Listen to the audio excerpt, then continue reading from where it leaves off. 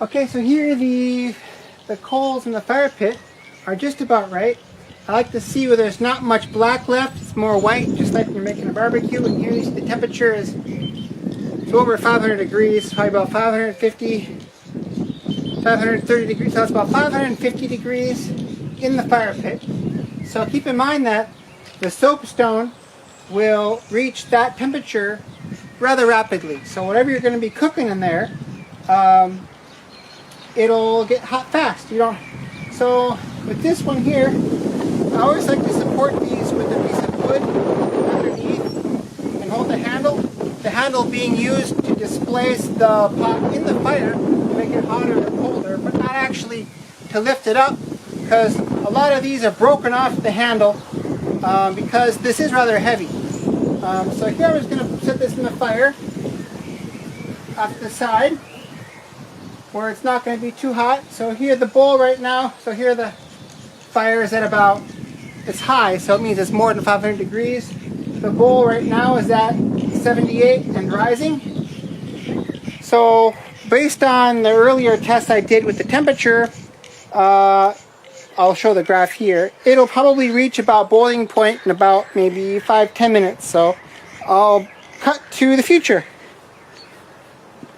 Okay, so 5 minutes have passed, about 5 minutes or so, 10, and the bowl is at 113 degrees and rising, a little hot.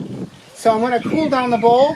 The handle being used to move it in the fire, someplace a little cooler. Here's a little cooler. You don't want to get too hot too fast. So you see, that's how you can change the temperature. And here I'm going to go ahead and add, I'm going to make some porridge. Let's get some porridge going here.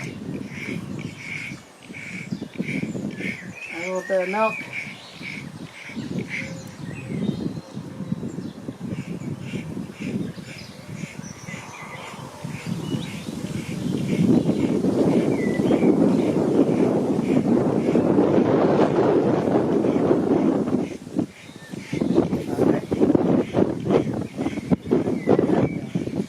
As you can see, the milk is already starting to simmer and steam in there. Doesn't take long.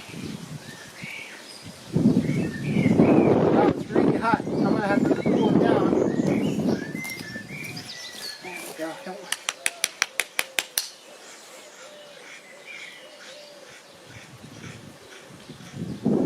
Now, let's see the inside. So now we're looking at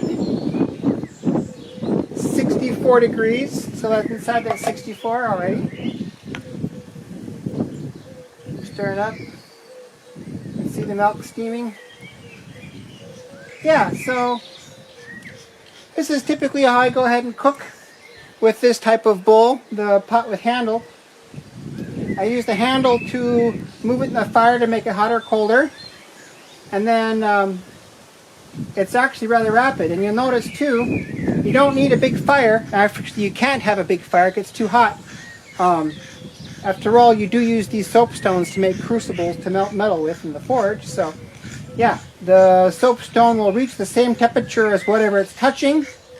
And so your food will be like you're sticking your food directly on the fire or the coals. So in this case, clearly the temperature is good. I think we're at, what are we at now?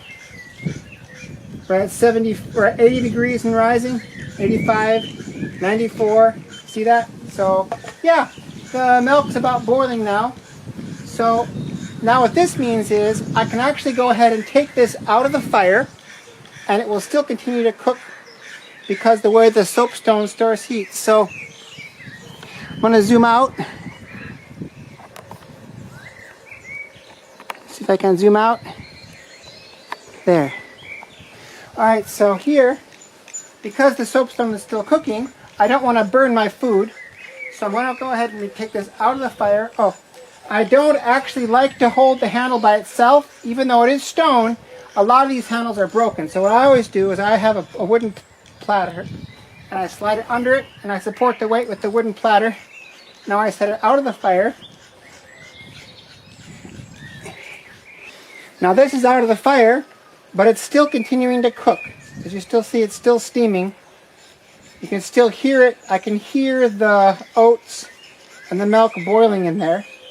The temperature inside there is 62 degrees, 65 degrees. The bowl itself is 90 degrees. So this is still continuing to cook even though it's outside of the fire.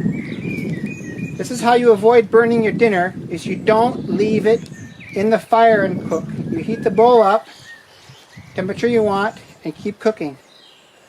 And here you can see on my graph how long it will take to cool down, to give you an idea. So yeah, there you go. This is how I go about cooking with this type of soapstone bowl.